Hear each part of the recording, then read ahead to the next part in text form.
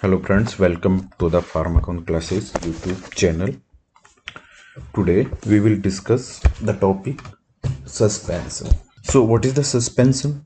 A pharmaceutical suspension is a coarse dispersion. What a coarse dispersion in which internal phase is distributed uniformly throughout the external phase या continuous phase. ठीक है. Internal phase consists insoluble solid particles. तो suspension के अंदर ध्यान रखना है कि इंटरनल और discontinuous phase contain insoluble solid particles. ठीक है.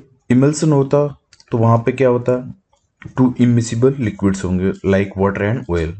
ठीक है. जबकि सस्पेंशन के अंदर इंटरनल फेज के अंदर सॉलिड पार्टिकल्स होंगे और वो कैसे होंगे, इनसोल्युबल. अगर सॉलिड पार्टिकल्स एक्सटर्नल फेज या डिस्पर्जन मीडियम के अंदर सोल्यूबल होंगे तो आपका सॉल्यूशन बन जाएगा, तो फिर सस्पेंशन की जरूरत ही नहीं पड़ेगी. अगर आपके पास कोई भी पाउडर ड्रग है और वो किसी मीडियम के अंदर सोल्यूबल नहीं है तो उस केस में अपन सस्पेंशन बनाएंगे. तो सस्पेंशन के अंदर इंटरनल फेज रहती है आपकी इनसोल्यूबल सॉलिड पार्टिकल्स, और इन सॉलिड पार्टिकल्स की साइज रहती है 0.5 से 5 माइक्रोमीटर, जबकि इमल्सन के अंदर 0.1 से 100 माइक्रोमीटर रह सकती है. और फार्मास्यूटिकल इमल्सन है उनके अंदर जनरली रहती है 0.1 से 10 माइक्रोमीटर. ठीक है. तो सस्पेंशन के अंदर 0.5 से 5 माइक्रोमीटर पार्टिकल साइज रहनी चाहिए. ठीक है. एक्सटर्नल फेज या सस्पेंडिंग मीडियम एक्वस हो सकता है और समटाइम ऑर्गेनिक या नॉन एक्वस ऑयल भी रहता है. Formation of suspension are to be needed. अब सस्पेंशन बनाने की जरूरत क्यों पड़ी? When the drug is insoluble in vehicles. आपकी ड्रग मान लो वाटर के अंदर इनसोल्यूबल है तो फिर आप क्या करोगे, उसको वाटर के अंदर यूनिफॉर्मली डिस्पर्स्ड करोगे, तो उस केस में आपको सस्पेंशन बनाना पड़ेगा. दूसरा, अगर आपकी ड्रग हाइड्रोलाइसिस के प्रति क्या है, सेंसिटिव, और हाइड्रोलाइसिस के प्रति सेंसिटिव है और आपने उसको, चाहे ड्रग वाटर या एक्वस मीडियम के अंदर सोल्यूबल है लेकिन हाइड्रोलाइसिस के प्रति सेंसिटिव है, तो ड्रग डिग्रेडेड हो जाएगी. तो उससे बचने के लिए आप क्या यूज करोगे, non aqueous vehicle. Non aqueous vehicle use करोगे तो ड्रग एक्वस के अंदर सोल्यूबल है तो नॉन एक्वस के अंदर इनसोल्यूबल रहेगी, तो आप क्या बनाओगे फिर, उसका सस्पेंशन. ठीक है. Next, to mask bitter taste of the drug. जैसे क्लोरमफेनिकोल वगैरह ड्रग बिटर है तो उस केस में आप क्या करोगे, वही मीडियम के अंदर आप फ्लेवरिंग एजेंट, स्वीटनिंग एजेंट डाल दोगे तो ड्रग का टेस्ट है वो मास्क हो जाएगा, हाइड हो जाएगा. To increase stability, yes, when water sensitive drug dispersed into non aqueous phase. वही अगर ड्रग वाटर के अंदर सोल्यूबल है लेकिन वो वाटर के प्रति सेंसिटिव है या हाइड्रोलाइसिस हो रही है या वाटर के अंदर एक्वस के अंदर अनस्टेबल है, तो उस केस में अपन नॉन एक्वस फेज लेंगे. नॉन एक्वस फेज के अंदर वो ड्रग आपकी इनसोल्यूबल रहेगी, क्योंकि वाटर सोल्यूबल है तो नॉन एक्वस के अंदर ऑब्वियसली वो इनसोल्यूबल होगी. तो उस केस में इनसोल्यूबल होगी तो इनसोल्यूबल पार्टिकल्स अपन डिस्पर्स करेंगे तो ऑटोमेटिक क्या बनेगा, आपका सस्पेंशन. नेक्स्ट, आपको सस्टेन ड्रग रिलीज चाहिए, जैसे प्रोटामिन जिंक सल्फेट हुआ, प्रोकेन पेनिसिलिन जी इंजेक्शन हुआ. तो यहाँ से क्या है, ड्रग है उस, जैसे इंसुलिन है, ठीक है, आपने क्या ऐड किया, जिंक, तो इंसुलिन क्या हो जाएगा आपका, प्रेसिपिटेट हो जाएगा. फिर वहाँ से आपने मान लो एडमिनिस्टर करोगे तो क्या होगा, इंसुलिन और जिंक धीरे धीरे डिसोसिएट होंगे और इंसुलिन धीरे धीरे रिलीज होगा, तो आपको क्या मिलेगा, सस्टेन ड्रग रिलीज. इस कारण अपन बनाते हैं, यह नीडेड है सस्पेंशन. नेक्स्ट अपन आते हैं classification of the suspension. 3 class है. फर्स्ट है बेस्ड ऑन जनरल क्लास, कोई इंपॉर्टेंट नहीं है, जैसे ओरल सस्पेंशन, पैरास्टामोल का सस्पेंशन हुआ, एंटासिड आते हैं, tetracycline. Externally applied suspension like calamine lotion, जिसको अपन एक्सटर्नली या टॉपिकली अप्लाई करते हैं. पेरेंट्रल सस्पेंशन जैसे प्रोकेन पेनिसिलिन, पेनिडुरा इंजेक्शन वगैरह, इंसुलिन जिंक सस्पेंशन. नेक्स्ट है आपका based on proportion of solid particle concentration. अपन ने शुरू में डिस्कशन किया था कि सस्पेंशन के अंदर क्या होता है, सस्पेंशन बेसिकली क्या है, बाइफेजिक डोजेस फॉर्म, ठीक है। तो टू फेज होगी, एक होगी आपकी इंटरनल फेज, दूसरी होगी आपकी एक्सटर्नल फेज। इंटरनल फेज के अंदर क्या रहता है, insoluble solid particles suspension. External phase आपकी रहेगी liquid phase, it may be aqueous और नॉन एक्वस, ठीक है। तो based on proportion of solid particles, two type, first one is diluted and second is concentrate suspension. Diluted suspension के अंदर insoluble solid particles रहेंगे आपके 2 से 10%, 2 to 10% वेट बाई वॉल्यूम। और डाइल्यूटेड सस्पेंशन फॉलो करेंगे स्टॉक लॉ का, अपन आगे डिस्कशन करेंगे स्टॉक लॉ डिटेल में। कॉन्सेंट्रेट सस्पेंशन के अंदर solid particles up to 50% like zinc oxide suspension, ठीक है।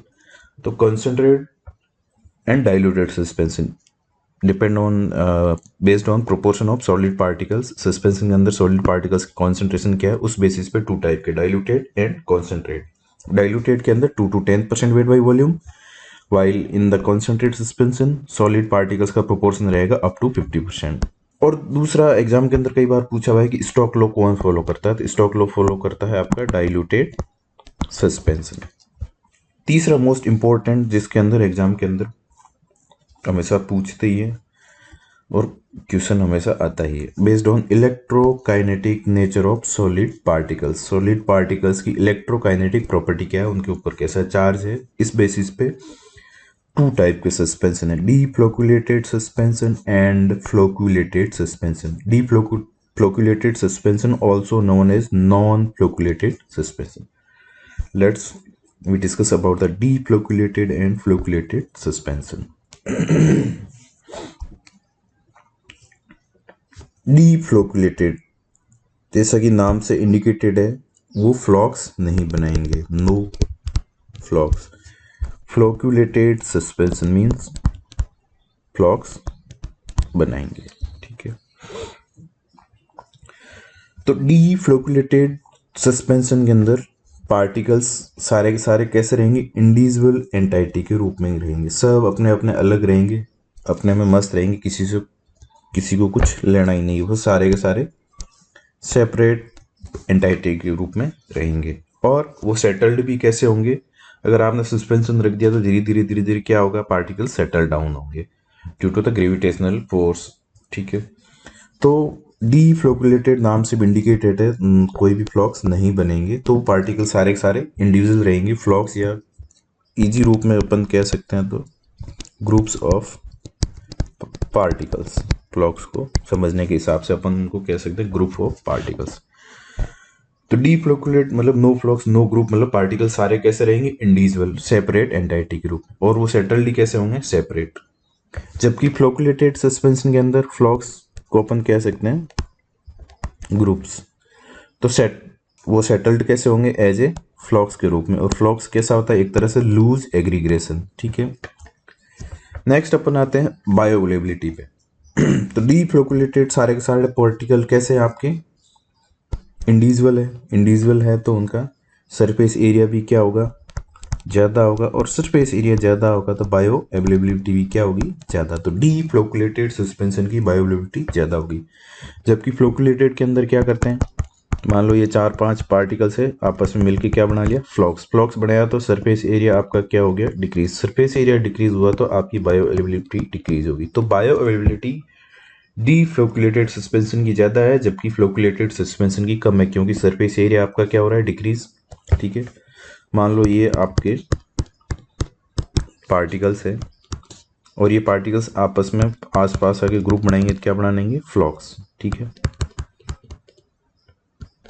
ठीक, फ्लॉक्स और ये इंडिविजुअल पार्टिकल सारे के सारे किस में रहते हैं, डीफ्लोकुलेटेड सस्पेंशन के अंदर, डीफ्लोकुलेटेड सस्पेंशन, और ये है आपका फ्लोकुलेटेड सस्पेंशन, ठीक है। तो डीफ्लोकुलेट के अंदर सारे के सारे पार्टिकल इंडिविजुअली सेटल होंगे और इंडिविजुअली रहते हैं, तो इनका सरफेस एरिया ज़्यादा है, तो बायो अवेलेबिलिटी भी आपकी ज़्यादा है। अब यही पार्टिकल्स मान फ्लोकुलेटेड के अंदर क्या होता है, ग्रुप बना लेते हैं, तो सरफेस एरिया कम हो जाएगा, सरफेस एरिया कम होगा तो आपकी बायो अवेलेबिलिटी भी कम होगा, सरफेस एरिया कम होगा तो डिजोल्यूशन भी कम होगा, डिजोल्यूशन कम होगा तो आपकी बायो अवेलेबिलिटी भी कम हो जाएगी। नेक्स्ट अपन आते हैं rate of sedimentation. Individual particle अपन एक फॉर्मूला पढ़ा था, F बराबर एम ए फोर्स। तो ग्रेविटेशनल फोर्स की बात करें तो मास इंटू जी, जी तो आपका कांस्टेंट है, अब बचा मास, तो force proportional to the mass. तो जितना ज़्यादा मास होगा उतना ग्रेविटेशनल फोर्स ज़्यादा लगेगा, जितना ज़्यादा ग्रेविटेशनल फोर्स लगेगा पार्टिकल्स उतने ही जल्दी सेटल्ड होंगे at the bottom of the container. ठीक है, तो इंडिविजुअल डीप फ्लोकुलेट के अंदर पार्टिकल्स कैसे आपके सेपरेट या इंडिविजुअल, तो ये सारे के सारे इंडिविजुअल पार्टिकल है और एक पार्टिकल से मिलकर ग्रुप बना लेंगे, तो मास किसका ज़्यादा होगा, ग्रुप्स का।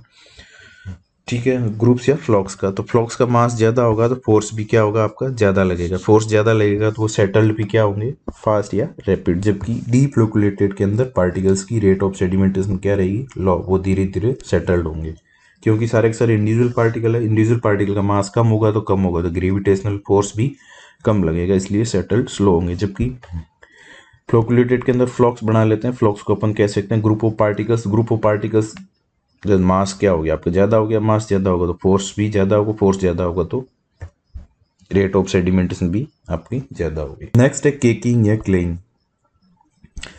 ये होगा आपका डी फ्लोकुलेटेड सस्पेंशन के अंदर। ठीक है, और अगर केक बन गया डी फ्लोकुलेटेड सस्पेंशन के अंदर तो अपन उसको शेक करेंगे तो वापस रीडिस्पर्स नहीं होंगे, यूनिफॉर्मली रीडिस्पर्स नहीं होंगे, क्योंकि individual particles fills the void between large particle which prevent entrapping of liquid medium result into difficult to redisperse by agitation or shaking। ठीक है, तो इसको अपन समझ सकते हैं जैसे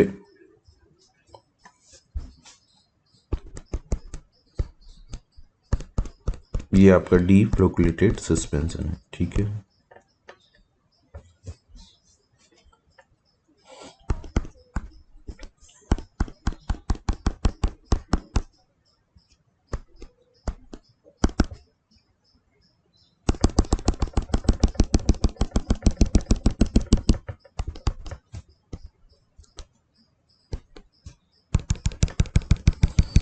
तो अपन ने डिस्कशन किया था कि इंडिविजुअल पार्टिकल्स के अंदर सस्पेंशन कैसे पार्टिकल्स रहेंगे इन डी फ्लोकुलेट के अंदर इंडिविजुअल या सेपरेट, और वो सेपरेट है तो सेपरेट ही क्या होंगे, सेटल डाउन होंगे,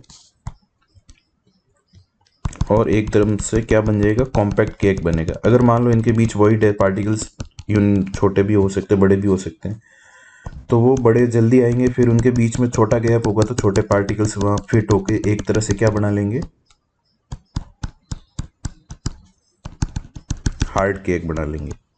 जबकि फ्लॉक्स के रूप में मान लो ये पार्टिकल्स ग्रुप है, ये 3 पार्टिकल है, ये 4 पार्टिकल फ्लॉक्स बना लिए, तो ये सेटल्ड होंगे तो क्या होंगे, ये इस तरह होंगे, जैसे ये एक फ्लॉक्स, ये दूसरा फ्लॉक्स, ये तीसरा फ्लॉक्स, और तो इनके बीच में ये जो स्पेस है यहाँ पे क्या रहेगा आपका, एक्सटर्नल फेज, जो कि लिक्विड मीडियम है, एक्सटर्नल फेज रहेगा in case of flocculated suspension.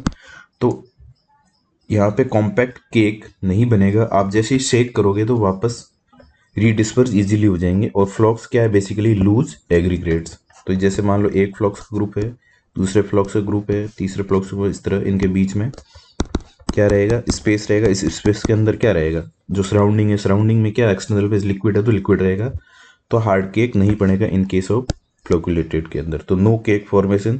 जबकि इसके अंदर क्या होगा, ये पार्टिकल इस तरह कॉम्पैक्ट केक बना लेंगे, तो इनके बीच में कोई भी स्पेस नहीं होगा, तो स्पेस नहीं होगा तो लिक्विड मीडियम भी प्रेजेंट नहीं रहेगा, तो एक तरह से क्या हो जाएगा, हार्ड केक बन जाएगा। ठीक है, हार्ड केक बनेगा तो उसके अंदर आपको शेक करने पर रीडिस्पर्स नहीं होगा। जबकि फ्लोकुलेटेड सस्पेंशन के अंदर शेक करोगे तो ये फ्लॉक्स है वो लूजली एग्रीगेट्स रहते हैं और वापस रीडिस्पर्स इजीली हो जाएंगे।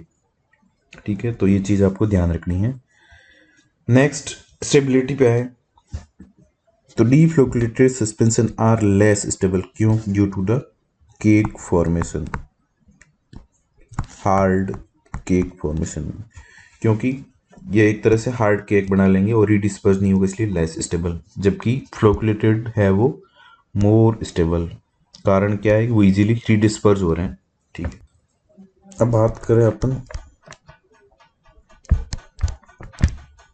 सुपरनेटेंट की, तो क्लियर सुपरनेटेंट होगा आपका फ्लोकुलेटेड सस्पेंशन का, जबकि टर्बिड किसका होगा, डी फ्लोकुलेटेड का। तो अपन समझते हैं, जैसे आपने ये सस्पेंशन ले लिया,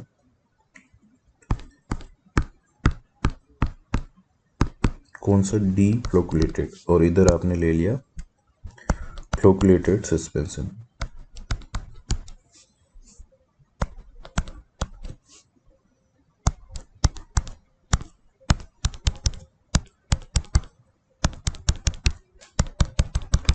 ठीक है, कुछ समय बाद क्या होगा,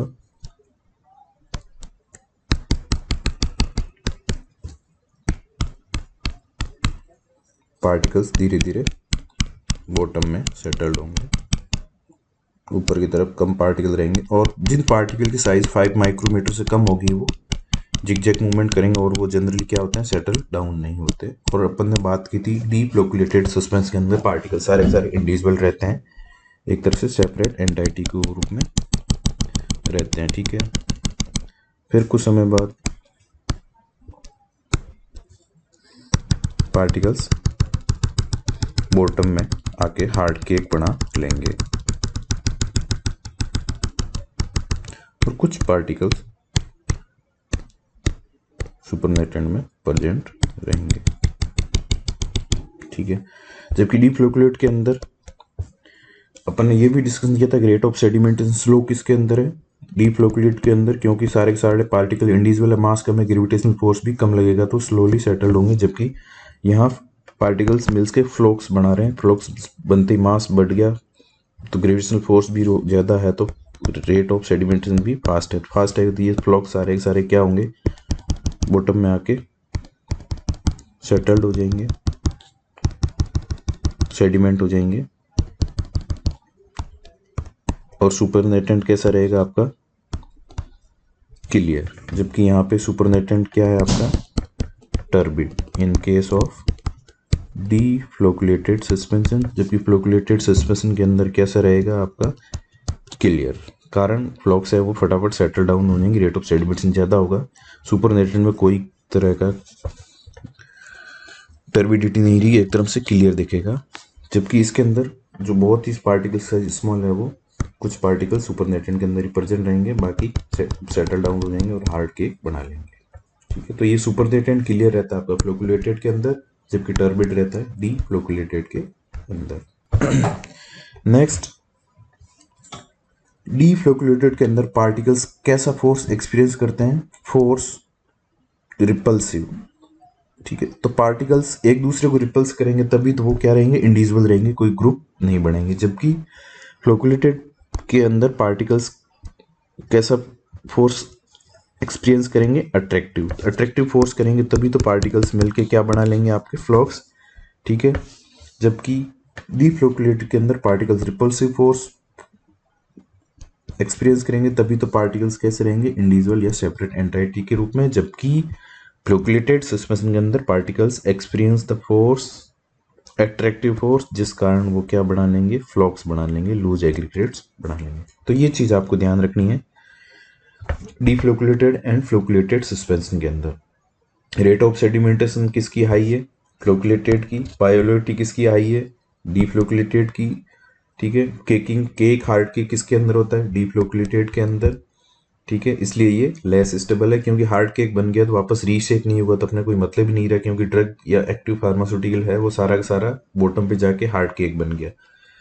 जबकि फ्लोकुलेटेड है वो मोर स्टेबल है, क्योंकि उसको जैसे आप रीशेक करोगे यूनिफॉर्मली पार्टिकल्स वापस डिस्ट्रीब्यूट हो जाएंगे। सुपरनेटेंट क्लियर किसका रहेगा, फ्लोकुलेटेड सस्पेंशन का, जबकि डी फ्लोकुलेटेड का रहेगा आपका टर्बिड। और डी फ्लोकुलेटेड सस्पेंशन के अंदर पार्टिकल्स रिपल्सिव फोर्स एक्सपीरियंस करते हैं एक दूसरे से, जबकि फ्लोकुलेटेड के अंदर अट्रैक्टिव फोर्स। जैसे ये आप दे सकते हो डायग्राम में, डी फ्लोकुलेटेड या non flocculated suspension and flocculated. Flocculated के बीच में क्या रहता है, स्पेस, और इस स्पेस के अंदर क्या रहेगा आपका लिक्विड मीडियम। तो ये अपन शेक करेंगे तो इजीली रीडिस्ट्रीब्यूटेड हो जाएगा। जबकि डी फ्लोकुलेटेड के अंदर इंडिविजुअल पार्टिकल रहेंगे, तो ये कोई भी स्पेस होगा तो उसके अंदर छोटे पार्टिकल जाके फिट हो जाएंगे, तो ये क्या बना देगा, हार्ड केक। एक बायोअवेलेबिलिटी, बायोअवेलेबिलिटी किसकी सबसे ज़्यादा होती है, solution, then emulsion, then suspension, then powder, then capsule and then tablet. तो बायोअवेलेबिलिटी ऑर्डर ये रहेगा, ध्यान रखना। कई बार एग्जाम के अंदर हुआ है which dosage form has highest bioavailability, solution, then emulsion, then suspension, then powder dosage form, then capsule and finally tablet. ठीक है। So characteristic of ideal suspension, ideal suspension की कैरेक्टरिस्टिक क्या होना चाहिए, ठीक है। तो पार्टिकल्स जो भी है सस्पेंशन के अंदर, सॉलिड पार्टिकल्स है, वो शुड नॉट सेटल्ड, आइडियली क्या होने चाहिए, सेटल्ड नहीं होने चाहिए, ठीक है। और सपोज सेडिमेंटेशन हो भी रहे हैं तो सेडिमेंटेशन रेट क्या होनी चाहिए, स्लो, और हो भी गए हैं तो, और अगर मान लो सेडिमेंट हो भी गए हैं तो किसी तरह का हार्ड केक नहीं बनना चाहिए बॉटम पे, और अपन जैसे ही उसको शेक करेंगे मॉडरेट शेकिंग पे तो वो सारे के सारे रीडिस्पर्स हो जाने चाहिए। तो पहली चीज तो आइडियली सस्पेंशन के अंदर पार्टिकल सेटल्ड होने ही नहीं चाहिए। तो आइडियली ये तो पॉसिबल है नहीं कि पार्टिकल सेटल्ड नहीं हो, तो मान लो सेटल्ड हो भी रहा हो तो वो हार्ड केक नहीं बनाना चाहिए, और अपन उसको रीशेक करेंगे, हिलाएंगे तो वो सारे के सारे पार्टिकल है वापस रीडिस्ट्रीब्यूटेड हो जाने चाहिए। नेक्स्ट, विस्कोसिटी ऑफ सस्पेंशन, गाढ़ा कितना होना चाहिए विस्कोसिटी सस्पेंशन की, कैसी होनी चाहिए, इस तरह होनी चाहिए कि it can be easily poured from the container, container से अपन उसको इजीली पोर कर सकते हैं, ठीक है। अगर इस विस्कोसिटी अपन ज़्यादा रखेंगे तो क्या होगा, stick in oral cavity and difficult in swallowing, ठीक है। ये तो अपन पेशेंट कॉम्प्लाइंस देखते हैं। और अगर वैसे देखें फार्मास्यूटिकल व्यू से, विस्कोसिटी ज़्यादा होगी तो क्या होगा, सस्पेंशन की रेट ऑफ सेडिमेंटेशन वो क्या हो जाएगी, कम हो जाएगी। कम होगी तो आपका सस्पेंशन क्या रहेगा, स्टेबल रहेगा, ठीक है। कैसे, जैसे आप एक पानी ले लिया उसके अंदर सैंड पार्टिकल डाल रहे हो, और एक ले लिया आपने हनी, शहद ले लिया उसके अंदर सैंड के या रेत के पार्टिकल्स डाल रहे हो, तो ऑब्वियसली शहद के अंदर पार्टिकल्स धीरे धीरे सेटल डाउन होंगे, जबकि पानी में डालते ही थोड़ी देर बाद सेटल्ड हो जाएंगे। तो शहद की viscosity as compare to water क्या है, ज़्यादा है। जितना ज़्यादा गाढ़ा होगा पार्टिकल उतना ही धीरे धीरे स्लो बॉटम पे सेटल्ड होगा, तो रेट ऑफ सेडिमेंटेशन कम होगी। लेकिन अपन विस्कोसिटी ज़्यादा रखेंगे क्या होगा, एक तो कंटेनर से बाहर निकालना मुश्किल हो जाएगा, फिर बाहर निकाल भी लिया तो ओरल कैविटी के अंदर स्टिक हो जाएगा, और डिफिकल्टी इनटू सेलोई, निकलने के अंदर भी प्रॉब्लम। और आपने क्या कर दिया, विस्कोसिटी घटा दी तो एकदम से बाहर आ जाएगा, और रेट ऑफ सेडिमेंटेशन है वो भी क्या हो जाएगी आपकी, बढ़ जाएगी। तो अपन विस्कोसिटी है ऑप्टिमम रखेंगे ताकि इजीली पोर्ड भी हो जाए और रेट ऑफ सेडिमेंटेशन भी कम हो। तो ये ideal characteristic of the suspension, ठीक है। नेक्स्ट, और physical, chemical and microbiologically suspension क्या होना चाहिए, स्टेबल होना चाहिए। उसके अंदर फिजिकली जैसे हार्ड केक वगैरह नहीं बनना चाहिए, केमिकली कोई भी किसी तरह की केमिकल रिएक्शन नहीं होना चाहिए, उसका डिग्रेडेशन नहीं होना चाहिए, कोई भी केमिकल इनकॉम्पेटिबिलिटी नहीं होना चाहिए। नेक्स्ट, माइक्रोबायोलॉजिकल स्टेबल, कोई भी फंगस, माइक्रोबियल ग्रोथ, बैक्टीरिया वगैरह की ग्रोथ नहीं होनी चाहिए, ठीक है। नेक्स्ट, अगर पेरेंट्रल एंड ऑप्थेल्मिक सस्पेंशन है तो वो कैसे होनी चाहिए आपके, स्टेराइल होनी चाहिए प्लस आइसोटोनिक होने चाहिए, ठीक है। और अगर ऑप्थेल्मिक सस्पेंशन है तो उसके अंदर मैक्सिमम पार्टिकल साइज अलाउड कितनी है, 10 माइक्रोमीटर, क्योंकि अगर 10 माइक्रोमीटर से ज़्यादा साइज के पार्टिकल यूज लेंगे तो आँख के अंदर क्या करेंगे, इरिटेशन, आँख के अंदर चुभेंगे, ठीक है। तो ये चीज़ें आपको ध्यान रखनी है। Physically, chemically and microbiologically suspension ideally stable होना चाहिए। अगर सस्पेंशन पेरेंट्रल या ऑप्थेल्मिक सस्पेंशन है तो वो स्टेराइल होना चाहिए और आइसोटोनिक होना चाहिए। और ऑप्थेल्मिक सस्पेंशन के अंदर अपन को मेन पार्टिकल साइज का ध्यान रखना है कि वो 10 माइक्रोमीटर से ज़्यादा नहीं होनी चाहिए। Next, formulation of suspension. तो सबसे पहले अपन क्या करेंगे, suspension biphasic insoluble solid particle plus liquid रहेगा। तो सबसे पहले अपन क्या लेंगे, जो भी सॉलिड पार्टिकल्स है, ठीक है, उसको अपन क्या करेंगे, सॉलिड मटेरियल है उसको सबसे पहले अपन क्या करेंगे, पार्टिकल साइज रिड्यूस करेंगे, ठीक है, ताकि रेट ऑफ सेडिमेंटेशन कम हो जाएंगे। वो अपन आगे डिस्कशन करेंगे, ठीक है, स्टोक्स लॉ के अंदर। और बाई लेविगेशन मेथड, मतलब लिक्विड लेंगे, उसके अंदर जो भी इन सॉलिड पार्टिकल्स है उनको लेंगे, फिर उसकी अपन क्या करेंगे, wet grinding also known as levigation, ठीक है। तो अपन जब तक करते रहेंगे जब तक अपने को फाइनली डिवाइडेड पार्टिकल्स नहीं मिल जाए। उसके बाद अपन क्या करेंगे, इसके अंदर ऐड करेंगे डिस्पर्जन मीडियम, या कह सकते हो एक्सटर्नल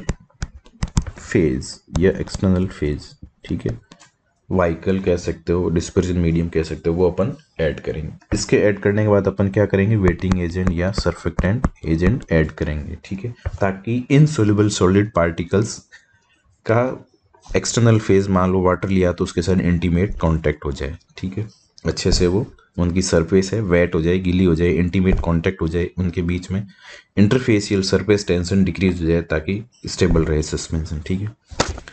तो अब सबसे पहले पार्टिकल साइज रिड्यूस की, ठीक है, उसके बाद आपने एक्सटर्नल फेज ऐड की, उसके बाद आपने क्या किया, वेटिंग एजेंट ऐड किए, तो फाइनल प्रोडक्ट आपको क्या मिलेगा, डीफ्लोकुलेटेड पार्टिकल्स का suspension, uniform dispersion of deflocculated particles.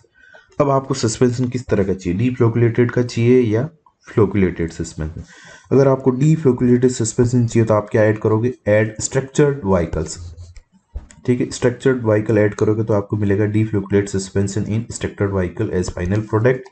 अगर आपको मान लो फ्लोकुलेटेड सस्पेंशन चाहिए तो आप क्या ऐड करोगे, फ्लोकुलेटिंग एजेंट। तो फ्लोकुलेटिंग एजेंट क्या करेंगे, जो भी यहाँ पे डीफ्लोकुलेट या पार्टिकल्स या अपन कह सकते इंडिविजुअल पार्टिकल्स है उनको किस में कन्वर्ट कर देंगे, फ्लॉक्स के अंदर या ग्रुप्स के अंदर, ठीक है। तो जैसे ही आप स्ट्रक्चर्ड वाइकल ऐड करोगे तो आपको मिलेगा डीफ्लोकुलेटेड सस्पेंशन, और फ्लोकुलेटिंग एजेंट करोगे तो क्या मिलेगा, फ्लोकुलेटेड सस्पेंशन, ठीक है।